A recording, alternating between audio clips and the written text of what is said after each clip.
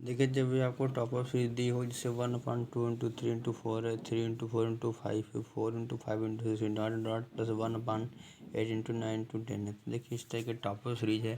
तो इसमें देखिए जो अंतर हम जो रखते हैं 1 अंतर ब्रेकेट 1 छोटा वाला माइनस 1 बड़ा वाला, तो जो अंतर बात होता है वो हमेशा देखिए, अब जिसमें से 1/5 × 3 था, है ना, 5 × 7 सॉरी 5 × 7 7 × 9 9 × 11 11 × 13 प्लस 1/23 × 25 तक। तो इसमें देखिए क्या कर रहे थे, अंतर ले रहे थे, है ना।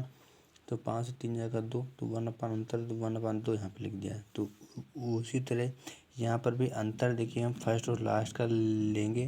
जिस तरह इसमें ले रहे थे फर्स्ट और लास्ट का, मतलब बीच में कुछ भी हो, बीच में 2 × 3 × 4 था, तो फर्स्ट और लास्ट का हम अंतर लेंगे। तो 2 और 4 का अंतर क्या होगा, 2 होगा। तो इसलिए हमने वहाँ 1/2 लिख दिया, है ना। उसके बाद देखिए यहाँ पे ये ध्यान देना है। उसके बाद हम जनरली क्या करते थे, 1/, छोटा वाला, मतलब 5 साल छोटा कौन था, 5 था, तो 1/, छोटा वाला 1/, बड़ा वाला 30 से 25 में बड़ा कौन था, बड़ा था, तो 1/25 लिख देते थे। तो उसी तरह यहाँ पर भी करेंगे 1/, छोटा वाला, है ना। 1/, छोटा वाला जैसे 3 ठो हैं, तो 3 ठो में 1/, छोटा वाला, मतलब कुछ इसमें जो है 3 ठो हैं, तो 2 थोड़े छोटे वाले ले लेंगे, बड़े वाले को छोड़ देंगे। यहाँ पे हम 2 ठो बड़े वाले को ले लेंगे और छोटे वाले को छोड़ देंगे, क्योंकि हम जानते हैं 1/, छोटा वाला मान 1/, बड़ा वाला। तो 1/, छोटा वाला, तो 2 × 3 × 4 था, तो 1/, छोटा क्या होगा, 2 × 3 होगा, तो ये 1/2 हो गया। -1 बड़ा वाला, तो बड़ा वाले में से 2 बड़ा ले लेंगे, एक हमको छोड़ना है। ये देखिए यहाँ पे हमने बड़ा छोड़ दिया था, यहाँ पे हम छोटा छोड़ देंगे, तो क्या होगा 9 × 10, है ना, 9 10 हो गया। अब इसको हल करेंगे, हमारे आंसर आ जाएगा। और उसी तरह ये भी 1/, अंतर, तो 7 से 5 जाएगा 2 होगा, 1/, छोटा 1/5 माइनस 1/25, तो हमारा आंसर आ जाएगा। वैसे आप जानते हैं कि 0 1 n, देखिए आपको तो पहले से पता है, 0 आता है, फिर 1 आता है, फिर n आता है, स्मॉल n, है ना। ये तो अब n से 0 की वैल्यू क्या आता है, n से 0 की वैल्यू देखिए 1 आता है, और n के बाद भी क्या आता है, 0 1 n फिर 1 आता है ना। देखिए 0 1 n के बाद फिर 1 आता है। कहने का मतलब है n से 0 की वैल्यू 1 होती है, और n से n के बाद क्या 1 आ रहा है, तो n से n की वैल्यू भी 1 होगी। देखिए n से 1 की वैल्यू क्या होती है, मैंने बताया 1 की n आता है, तो n से 1 की वैल्यू n होगी, और n से n-1 का मान क्या होगा, तो n से n-1 का भी मान क्या होगा, n होगा। क्योंकि देखिए n से n-1, तो इसको अब लिखेंगे तो n से, है ना, n-n+1, तो ये देख कैंसिल हो रहा है, तो n से 1 की वैल्यू क्या हो रहा है, देखिए यही हो रहा है, तो इसलिए n की वैल्यू ही आएगा, है ना। देखिए जैसे 11 का हम क्यूब करते हैं तो क्या आता है, 13 31 आता है। तो देखिए इसमें पहला क्या दिखाता है, पहला दिखाता है मिश्र धन को। देखिए हम जानते हैं कि मिश्र धन या चक्रवृद्धि ब्याज एक ही होता है, तो पहला दिखाता है मिश्र धन को, और दूसरा क्या दिखाता है, साधारण ब्याज। तो पहला दिखाता है मिश्र धन, दूसरा क्या दिखाता है, साधारण ब्याज, और जो बच्चे दो, ये क्या दिखाता है, मिश्र धन और साधारण ब्याज या चक्रवृद्धि ब्याज साधारण ब्याज का अंतर ये दिखाता है ना। और पहले वाले को छोड़ दें तो ये पूरा जो रेशियो का जो अनुपात है पूरा चक्रवृद्धि ब्याज को दिखाता है। कहने का मतलब है पहले वाले को हम छोड़ देंगे, क्योंकि पहले वाला मिश्रण दिखाता है, उसके बाद दिखाता है साधारण ब्याज, उसके बाद जो भी संख्या होगी वो साधारण ब्याज दिखाएगी, और उसके बाद जो जो बच्चा होगा वो सारा क्या दिखाएगा, साधारण ब्याज चक्रवृद्धि ब्याज का अंतर दिखाएगा। वही देखिए ग्राफ यहाँ पे बताया। कहने का मतलब है 2 साल का, 3 साल का, 4 साल का, तो हम 11 की पावर 2 कर देंगे तो कितना आएगा, 121 आएगा, है ना, 121 आएगा। उसमें पहला क्या दिखाता है, पहला दिखाता है मिश्र धन को। पहला क्या दिखाता है, पहला हमेशा देखिए मिश्र धन को दिखाता है, और उसके बाद उस पहले दिखाता है मिश्र धन को, तो मैंने उसको देखिए 121 होता है, मैंने एक अलग कर दिया, है ना, 2 बचा। ये क्या दिखाता है, ये देखिए ये हमेशा आगे वाला दिखाता है साधारण ब्याज को, और जो पीछे वाला जो है उसके बाद जो है पूरा क्या दिखाता है, ये दिखाता है साधारण ब्याज चक्रवृद्धि ब्याज का अंतर दिखाता है। और जो ये रेशियो सारे आते हैं ये कुल मिलाकर, है ना, ये देखिए ये जो रेशियो है ये क्या है, चक्रवृद्धि ब्याज का रेशियो है। तो यहाँ पे क्या लिखा देखिए, ये कि 10% की वार्षिक ब्याज दर पर 3 साल के लिए कुछ पैसा उधार लेता है। ये 3 साल का CI व SI का अंतर 124 रुपये हो, तो बताओ उसका मूलधन क्या रुपये था। देखो उसने क्या करा कि 10% की रेट है। 10% की रेट से 3 साल के लिए कोई भी पैसा उधार लेता है और 3 साल का जो चक्रवृद्धि ब्याज साधारण ब्याज जो अंतर वो कितना है 124 रुपये है।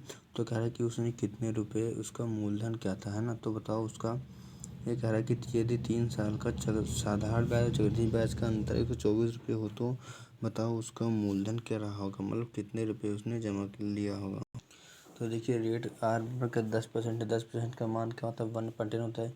यहाँ पे क्या करा 3 साल तो हमने इसके क्यूब कर दिया, तो मतलब 1,000, मतलब 1,000 हम मूलधन मान सकते हैं। और चक्रवृद्धि ब्याज साधारण ब्याज का अंतर कितने थे 124 रुपये दिया है। 3 साल के बाद और तो हमने 11 के पावर क्यूब कर दिया तो 13 31 आ गया। आप जानते हैं पहला क्या दिखाता है मिश्रधन को दिखाता है, ये क्या दिखाता है साधारण ब्याज को, और ये विषय क्या दिखाता है साधारण ब्याज, और ये दोनों क्या दिखाते हैं साधारण ब्याज और चक्रवृद्धि ब्याज का अंतर दिखाते हैं। तो चूँकि देखिए 10 की पावर क्यूब था तो आप देखिए स्टार्टिंग से लिख दिए 10 की पावर 3, 10 की पावर 2, 10 की पावर 1, 10 की पावर 0, ये ऑटोमेटिक 0 हो जाएगा। क्योंकि यहाँ पे हमको देखिए अंतर दिया तो इसलिए अंतर से तुलना कर देंगे, पहले 2 छोड़ देंगे, है ना। बचा अब 10 की पावर 1 का गुणा करेंगे 10 से 30 हो जाएगा। 10 की पावर 0 1 होगा, 30 हो जाएगा 31। 31 का मान कितना दिया 124 दिया है। ए का मान निकाल लेंगे 4 आएगा, है ना। चूँकि मूलधन कितना माना मैंने 1,000 रुपये 4,000 हमारा आंसर आ जाएगा।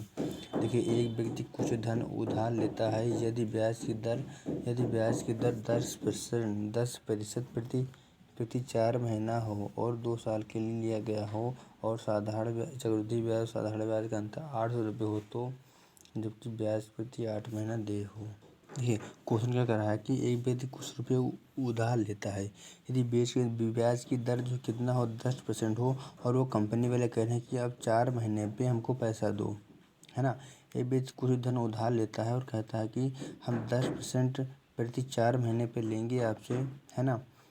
और वो व्यक्ति ने 2 साल रुपये उधार लिया और 2 साल का चक्रवृद्धि ब्याज का अंतर कितना 800 रुपये हो, है ना।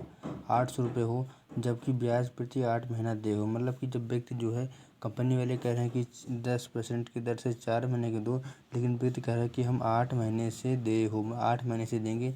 तो 4 दूनी 8 और 10 दूना 20 आएगा, 20% आ जाएगा, मतलब हम प्रति 8 महीने पे पैसा आपको दे पाएंगे, हम 4 महीने पे आपको पैसा नहीं दे पाएंगे। तो आप ऐसे भी निकाल सकते हैं कि जब 4 महीने पे 10% ब्याज लगता है तो वो कह रहे 8 महीने पे तो 20% तो ऑटोमेटिक हो जाएगा, 20% तो देखिए ऑटोमेटिक हो जाएगा। अब उसके बाद देखिए यहाँ पे क्या क्या कर रहे थे हम, है ना। उसको देखिए सामने आ रहा है कि समय कितना 2 साल है। देखिए हमेशा हम ये सब प्रति 8 महीने दे हो या 4 महीने तिमाही कहता है तो हमेशा वर्ष को महीने में कन्वर्ट करते हैं। तो 2 वर्ष में कितने महीने होंगे 24 महीने होंगे, है ना। 2 वर्ष में 24 महीने होंगे और हम कह रहे हैं कि प्रति 8 महीना देंगे, मतलब तो 8 महीने में देंगे, 8 महीने में देंगे तो 24 महीने कितनी बार देंगे 3 बार देंगे, 3 बार देंगे, इसलिए हमने इसका क्यूब कर दिया। रेट का हमने इसलिए क्यूब किया क्योंकि हम 3 बार देंगे तो 125 आ गया, है ना। अब यहाँ पे क्या कह रहा है 3 बार देंगे तो अब यहाँ से डिसाइड हो गया कि हमने क्यूब किया। जब यहाँ से हम रेट का क्यूब करते हैं, रेट का स्क्वायर करते हैं तो हम 11 का भी स्क्वायर करते हैं, 11 का क्यूब करते हैं, तो हमने 11 का क्यूब कर दिया, है ना। अब यहाँ 5 की पावर 3 लिखा था, हमने 5 की पावर 3 से स्टार्ट कर 3 2 1 0, पहले 2 कैंसिल किए थे क्योंकि हमको अंतर दिया है 800 रुपये। तो 5 चाहे 15, 5 कम 5 16 बराबर 800, 1 बराबर 500 है, मानक 125 132 और 62 50। देखिए एक व्यक्ति 12,000 रुपये की राशि उधार लेता है यदि ब्याज की दर 12% प्रति वार्षिक हो, मतलब प्रति साल या प्रति महीने या प्रति वार्षिक हो तो 1/4 वर्ष की साधारण ब्याज चक्रवृद्धि ब्याज का अंतर क्या होगा यदि ब्याज पंचमासिक मतलब ब्याज 5 महीने के बाद दी जाती हो। देखिए जब भी आपको साधारण ब्याज चक्रवृद्धि ब्याज का अंतर निकालना तो बहुत ही आसान है। पहले आप मूलधन लिखिए, मूलधन यहाँ पे हमको यहाँ पे दिया है ना। यहाँ पे देखिए मूलधन दिया है। देखिए इससे पहले वाले क्वेश्चन में हमको जो है ना मूलधन नहीं दिया होता था, अंतर दिया होता था, लेकिन यहाँ पे अंतर नहीं दिया है, मूलधन दिया है। हमको यहाँ पे अंतर निकालना है ना। तो देखिए मूलधन को दिया है और रेट बराबर देखिए 12% क्या कर रहा है कि यदि 12,000 रुपये राशि उधार लेता है तो ब्याज की दर 12% प्रति वार्षिक है। 12% प्रति वार्षिक है कहने का मतलब जब भी टाइम के कुछ भी लिखते हैं तो हमेशा हम उसको महीने में कन्वर्ट करके लिखते हैं, क्योंकि यहाँ पे देखिए 10% प्रति 4 महीना था 10% देखिए प्रति 4 महीना, देखिए 4 महीना ऑलरेडी कन्वर्ट था, है ना। तो उसी तरह ये 12% प्रति वार्षिक है। प्रति वार्षिक कहने का मतलब एक महीने में, एक साल में कितने महीने होते हैं, तो 12 महीने होते हैं, है ना। एक महीने में 12 महीने होते हैं। आगे आगे क्या कर रहा है, क्योंकि यहाँ पे देखिए कह रहा है कि वो कस्टमर कह रहा था कि हम ब्याज 8 रुपये महीने देंगे, मतलब प्रति 8 महीने देंगे, इसलिए इससे 8 से गुणा कर दिया था। तो यहाँ पे क्या कह रहा है कि यदि ब्याज पंचमासिक रूप से दे हो, तो इसलिए हमने यहाँ पे देखिए 5 से गुणा कर दिया है ना। 5 से कर दिया तो कैंसिल कितना आ गया, 5% आ गया। 5% आ गया, इसका मान क्या होता है, 1/20, 1/20 आ गया। अब क्यूब स्क्वायर कैसे करेंगे, ये हमको टाइम से डिसाइड करेंगे। जैसा कि यहाँ पे टाइम्स में डिसाइड किया था कि 3 बार में दिया था, है ना, दिया था, उसी तरह यहाँ पे डिसाइड कर लेंगे हम। क्योंकि हमको दिया 1/4 दिया, मतलब 4 के अनुसार 5/4 दिया है। 5/4 वर्ष, 5/4 वर्ष मतलब वर्ष को हमको देखिए महीने में कन्वर्ट करना है, तो 12 से हमने गुणा कर दिया।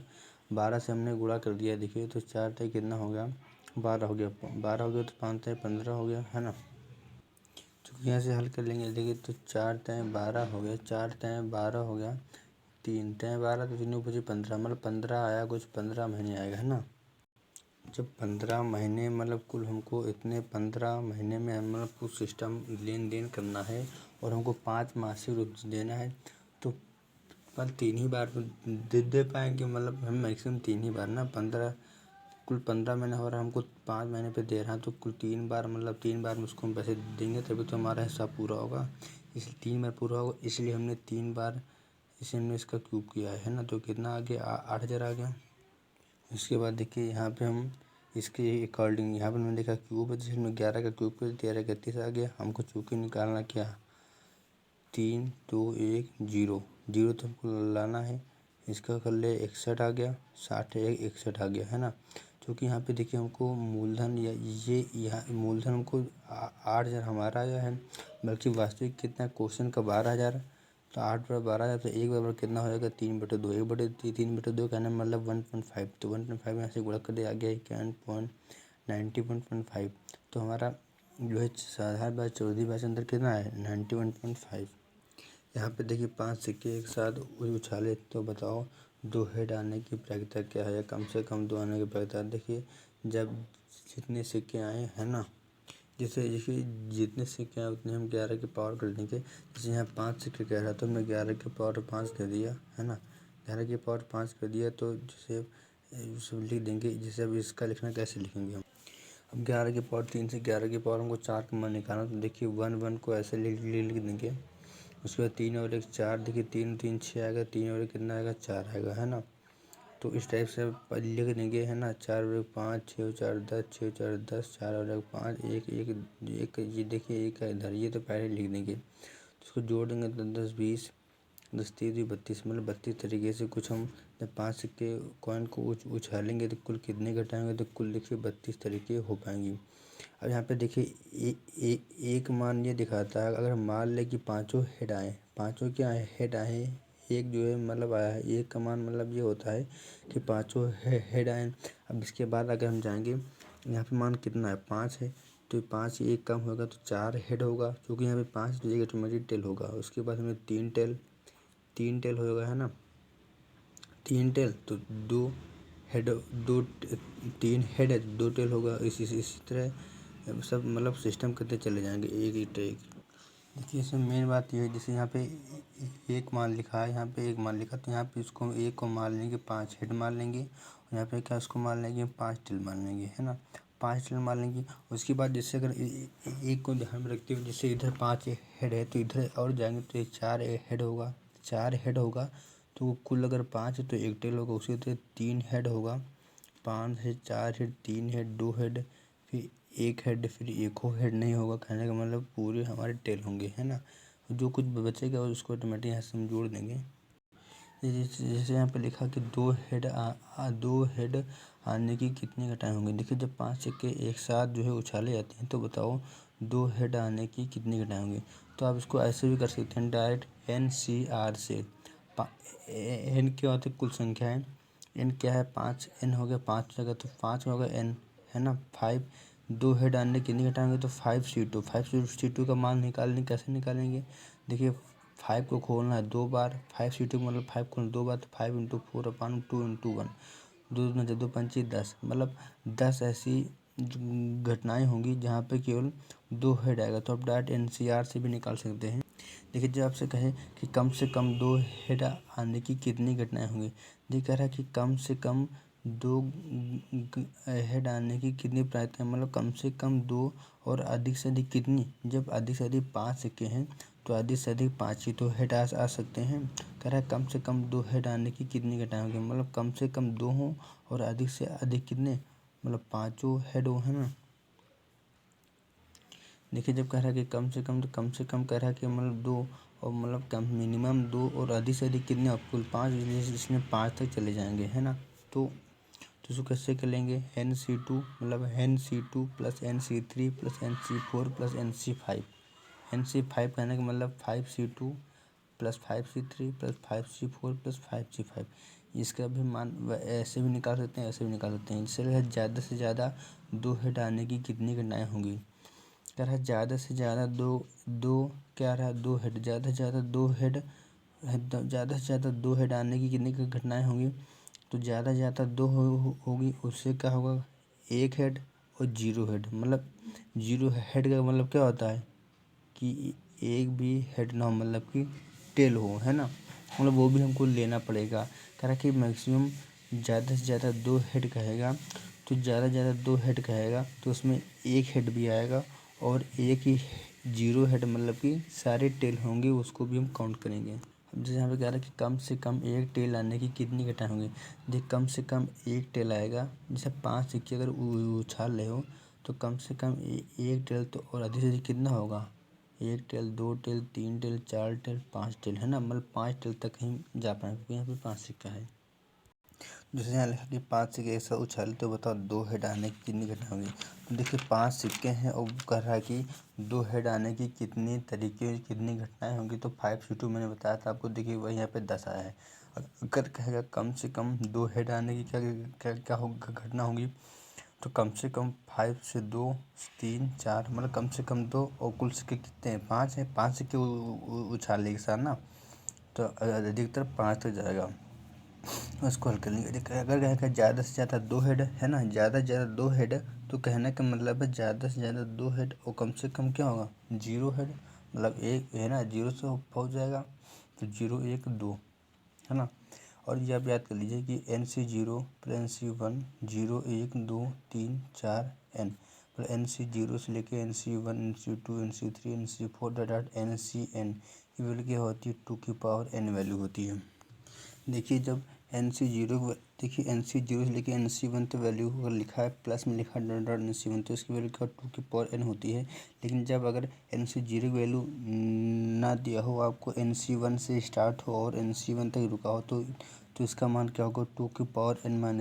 -1 ये कहाँ से आया, जो ये इसका NC0 वैल्यू 1 होता है, ये उधर चला गया इसलिए यहाँ -1 हो गया है ना। अब जैसे एक क्वेश्चन और था, इसमें क्या था कम से कम 1 टेल आने की प्रायिकता। कम से कम क्या कह रहा है कि कम से कम 1 टेल आने की प्रायिकता, तो मतलब कम से कम 1 आएगा और कम ज़्यादा से ज़्यादा क्या 5C हो जाएगा।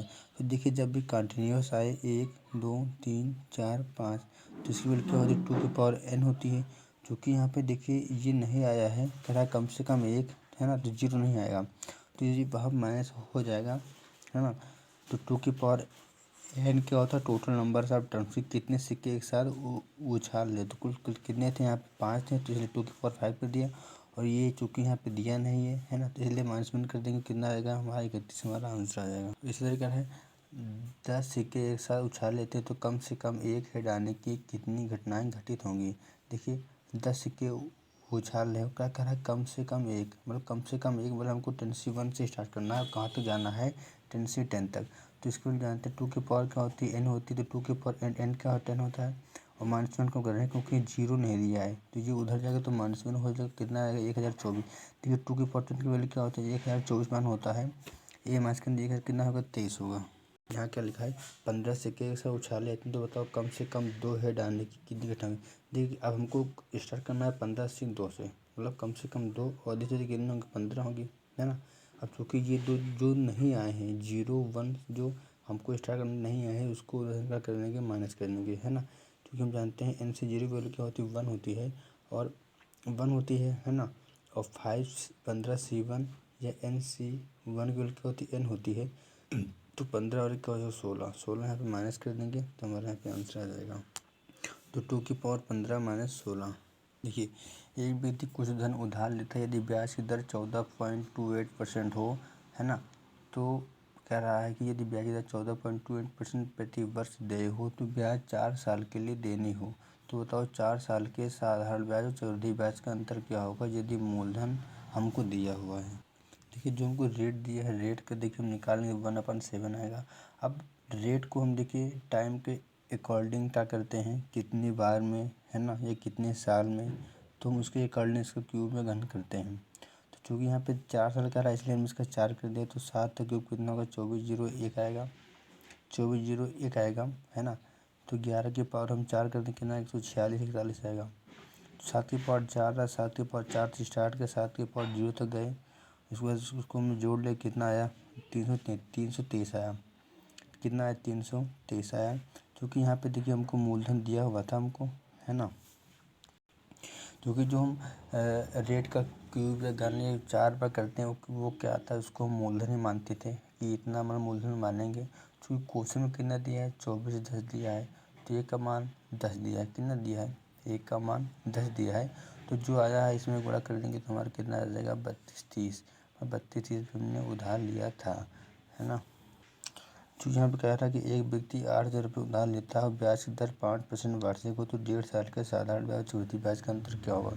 देखिए हम जानते हैं जो प्लस में लिखा रहता है, आप ये भी जानते हैं कि पहला क्या लिखा है साधारण ब्याज है ना। ये पहला क्या लिखा है साधारण ब्याज दिखाता है। और आप जानते हैं कि जो प्लस में लिखा है ये क्या दिखाता है साधारण ब्याज चक्रवृद्धि ब्याज का अंतर को दिखाता है ना। क्योंकि यहाँ पे देखिए 8,000 रुपये था, 8,000 का हमने 5% निकाला तो कितना आया 400 आया।